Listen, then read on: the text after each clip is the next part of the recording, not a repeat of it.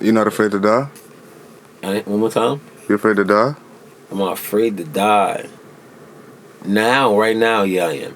I got a 1-year-old now, so I got a lot of growing, learning and growing with him to do. So that's my only reason to doing all these. The foundation is it's like a legacy to leave to him, and stuff like that. So I don't know.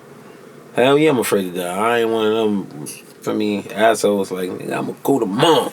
But whatever's in my plans, but I know that I'm a firm believer in you are your own God. Like I'm not very religious, but I am spiritual. Mm-hmm. You gotta understand, if you know, you know. But I am my own God, so I feel like I'm put here to do the things that need to be done. So that's not. So, what's the biggest lesson that being a father has taught you? Compromise, and I don't know if that's a lesson or it's just a word, but just being able to compromise and know how time is really important. Like sometimes you want to do these things and that you have to, but you can't because you got responsibilities and obligations as a man. And my man's tell me that all the time, but he used to say that to me because he got kids before I had kids, and now I understand what he mean when he say that because it's a joke now. But the responsibilities and obligations as a man that you got to handle are real and it's every day.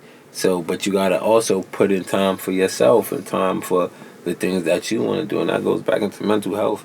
So you got to be well leveled and well grounded. So time to just respect time and I don't know. It just I'm thinking about him and making me smile because I'm gonna go home and he's gonna be asleep, and then I'm gonna get up for work and he gonna be asleep. So I come home after work and then it's just like we just go crazy, play and do all this stuff. So I cherish those moments that I get to go home for 2-3 hours. Then I go run back outside and go do a studio session or link with my mans or try to scram up some cheese and something. But no, it's just compromising your time, just making the most of your time and doing things that really mean something.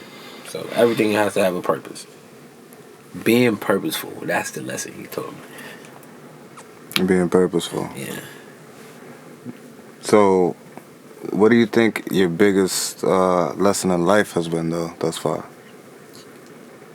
I don't know. I don't know, though.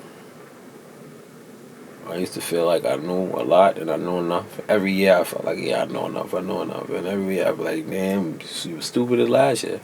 But I'm glad to see myself grow. So, like, the lesson if I don't know it all. And I'm going to just keep that faith. And that's why I got back into, like, reading more and just stuff like that. Just trying to be that information whore I used to be as a kid. But, just trying to get the grasp on life. And you're not going to get it, but just roll with the punches, I guess. So, what's the best part and the worst part of living in New York? The cost of the city is the worst part. You talking about how it costs like $5,000 to live in a cardboard box type shit? Really. And the best part is of the city is the city. It's the people. The city is the city, the stores. I'm about to go home and go buy some weed from the store. From the corner store. Yeah, I don't know if you want to put that in there, but I'm about to go home and buy weed from the corner store at 1 o'clock in the morning. And he know me. And guess how I'm buying it? On Apple Pay. On Apple Pay. So, you feel me? It's like this things about the city convenient. And then I know the city. This is my city. Like, I grew up here. I could take a train. I could take a bus. I could take a cab. I could ride a bike anywhere I want in the city. You feel me? So, it's just like... And I got a car right now, so I feel like I'm the king of the city. Can you imagine growing up in the city, taking a bus, and going everywhere? It took you at least 40 minutes, 45 minutes. No, I'm getting the vroom, vroom, vroom, vroom, vroom. I'll be all through Brooklyn crazy, bro.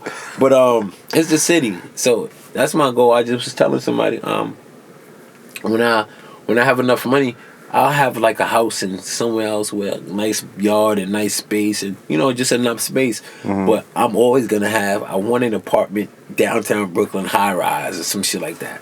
Just so I'm in my city. This is my city. I grew up around here.